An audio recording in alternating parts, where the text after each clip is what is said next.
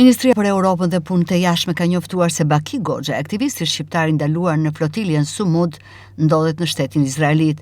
Në një reagim, Ministria e Jashtme njofton se së shpejti përfaqësues të ambasadës shqiptare në Tel Aviv do të mundsojnë një takim me Goxhajn për të mundësuar kthimin sa më shpejt të tij në Shqipëri.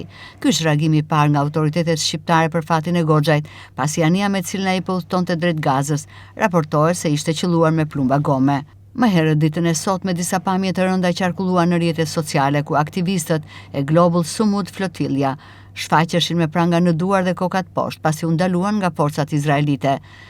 Ndërkohë Ministria e Jashtme shqiptare ka sqaruar që shqiptari Baki Goxhaj ndodhet në një qendër ndalimi, por nuk ka saktësuar nëse ai ndodhej në qendrën në portin e Ashdodit, ku aktivistët e tjerë po mbaheshin në gjendje skandaloze. Ndërkohë më herët bashkëshortja e Goxhaj, Eliselda Balliu, shqetësimin e saj për bashkëshortin e ka përcjell nëpërmjet Blu Televizion.